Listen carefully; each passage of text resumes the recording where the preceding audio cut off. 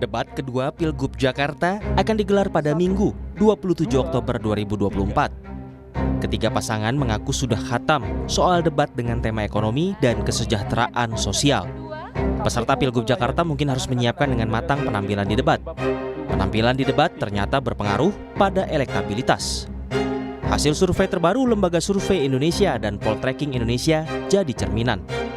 Berdasarkan hasil survei Poltreking, pasangan Ridwan Kamil Suswono unggul dengan 51,6%, sedangkan pasangan Pramono Anung Rano Karno memperoleh 36,4%. Lalu posisi ketiga ditempati pasangan Dharma Pongrekun Kun Wardana dengan 3,9%. Sementara hasil survei yang dikeluarkan oleh Lembaga Survei Indonesia atau LSI, pasangan Pramono Anung Rano Karno menyalip elektabilitas Ridwan Kamil Suswono dengan 41,6%. Sedangkan pasangan Ridwan Kamil Suswono berada di posisi kedua dengan 37,4%. Kemudian pasangan Dharma Pongrekun Kun Wardana meraih 6,6%. Dan ini tanggapan para kontestan soal hasil survei terbaru. Saya pribadi sudah mengatakan pada tim, udahlah kita fokus aja tetap bersosialisasi seperti biasa. Karena saya selama ini jujur saya nggak pernah lihat apa yang dilakukan oleh calon lain. Saya hanya fokus pada apa yang saya lakukan. Survei kan nanti masih ada waktu yang juga bisa berubah semuanya begitu ya. Nanti kita tunggu juga nanti hasil survei dari lembaga lain. Kan survei kan tidak hanya satu lembaga kan. Ya, nanti ada lembaga lain apa yang melakukan survei. Ya kita lihat saja nanti perkembangannya. Intinya sih kami tidak panik, tidak malah justru bersyukur karena ada masukan ya yang untuk bisa menggiatkan elemen-elemen yang mendukung Ridho ini untuk lebih giat lagi. Intinya itu. Kini ketiga pasangan calon mulai bersiap menghadapi debat kedua Pilgub Jakarta. Siapa yang akan bisa meluluhkan hati pemilih Jakarta? Saksikan debat Pilgub Jakarta di Kompas TV Minggu 27 Oktober 2024. Tim Liputan Kompas TV. Debat kedua nanti akan digelar 2 hari lagi, yakni pada hari Minggu 27 Oktober 2024. Mengutip dari apa yang disampaikan oleh jurnalis Kompas TV yang meliput hari ini di kantor KPU, ada format yang berbeda dalam debat kedua yang akan digelar di kawasan Ancol, Jakarta, yakni ada yang dibahas dalam tema adalah soal ekonomi dan juga kesejahteraan sosial, dan juga akan mengajak para komunitas untuk memberikan pertanyaan-pertanyaan yang juga nanti kemudian akan disaring oleh panelis, yang kemudian pertanyaan-pertanyaan ini akan disampaikan kepada 3 paslon yang akan bertarung menyampaikan ide dan gagasan di debat kedua Pilkada Jakarta. Ada yang menarik dalam debat kedua kali ini bisa menjadi momentum yang bisa dimanfaatkan oleh ketiga paslon nanti untuk meraih pemilih dari hati pemilih dari pemilih di Jakarta. Kemudian juga masih ada waktu 2 hari lagi, artinya untuk bisa mempersiapkan diri bertarung ide dan juga gagasan dari debat kedua Pilkada Jakarta. Usai debat perdana Pilgub Jakarta kemarin, ketiga paslon bersaing ketat dalam meraih elektabilitas. Terbukti dari hasil survei terbaru sejumlah lembaga survei baik dari Poltreking dan juga Lembaga Survei Indonesia yang mungkin bisa jadi cerminan. Untuk lebih lengkapnya kita akan bahas bersama dengan pengamat politik Universitas Paramadina, ada Ahmad Khairul Umam. Mas Umam, terima kasih sudah bergabung bersama kami. Selamat sore. Selamat sore Mbak Maido. Oke, kalau kita lihat nih hasil debat ini sepertinya berpengaruh ya terhadap elektabilitas ketiga pasangan calon gubernur dan juga calon wakil gubernur. Sesuai dengan prediksi kalau momentum debat ini bisa berpengaruh dan sangat ditonton oleh para pemilih Jakarta. Ya, sejauh ini memang masyarakat politik di Jakarta memang relatif lebih well informed. Mereka memiliki media exposure yang jauh lebih besar, baik dalam konteks debat maupun pasca debat atau sebelum debat. Sehingga kemudian narasi yang berkembang di media mainstream termasuk di media sosial itu betul-betul kemudian bisa berdampak terhadap shifting atau pergeseran dalam konteks elektoral dari masing-masing kandidat di Pilkada Jakarta. Nah, oleh karena itu proses debat kemarin setidaknya juga memberikan gambaran awal, terutama bagi para pemilih, bagaimana positioning, cara pandang, strategi yang kemudian mereka tawarkan untuk menyelesaikan problem-problem sosial, ekonomi yang ada di Jakarta. Tetapi apa yang terjadi belakangan ini tampaknya juga sudah mulai muncul dinamika yang ditunjukkan oleh dua tren hasil survei yang berbeda.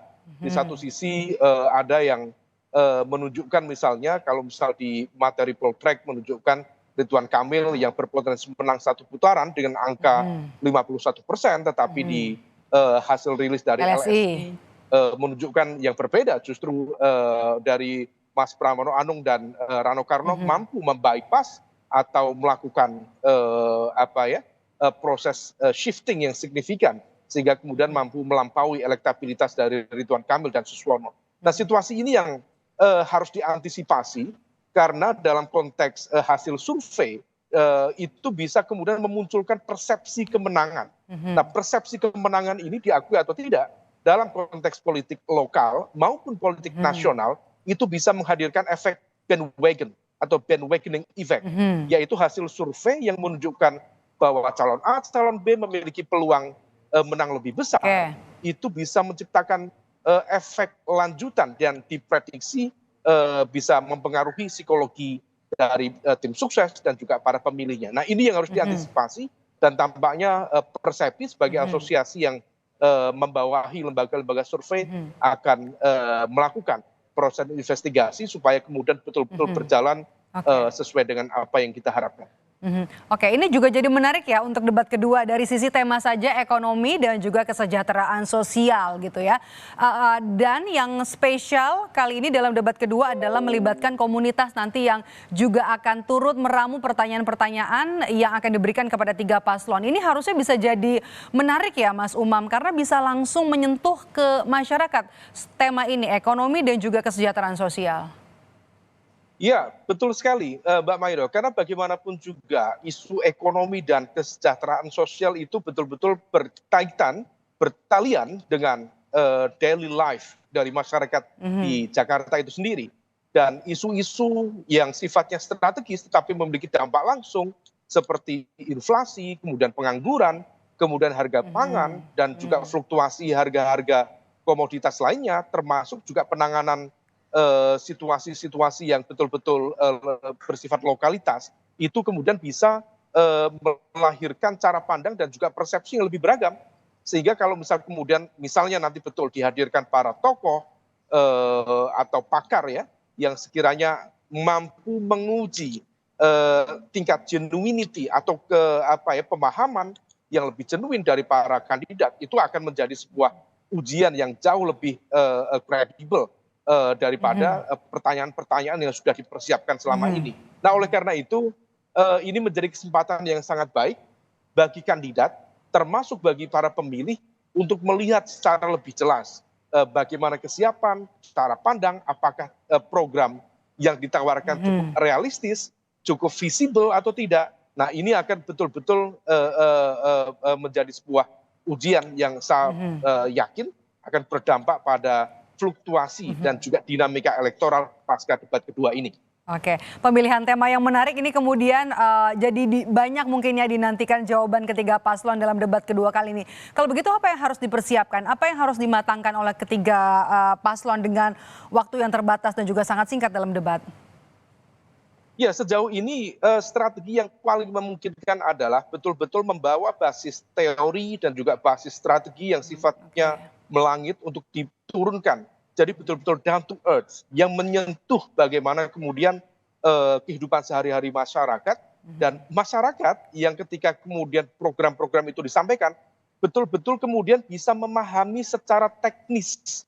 Karena segmen masyarakat terdidik di kita termasuk di Jakarta sebenarnya dari sisi angka tidak lebih dari 50%. Nah, oleh karena itu ini yang kemudian dari sisi komunikasi politik sebaiknya jangan sampai menggunakan narasi-narasi atau basis argumen yang melangit, tetapi yang betul-betul down to earth.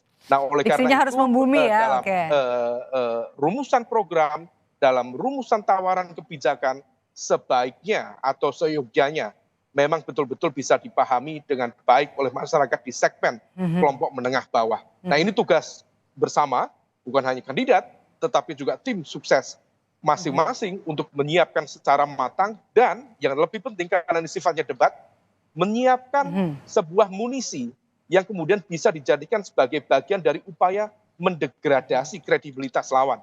Karena debat ini akan menunjukkan kesiapan, maka kemudian munisi itu harus dipersiapkan secara matang sehingga kemudian impact elektoralnya bisa dirasakan secara optimal ke depan. Ya, temanya adalah ekonomi dan juga kesejahteraan sosial. PR bagi ketiga paslon adalah meramu nanti ide-ide gagasan dan jangan lupa bahasanya atau diksinya harus membumi agar pesannya juga bisa sampai kepada para pemilih. Terima kasih sudah bergabung bersama kami. Mas Umam, sehat selalu. Mas Umam.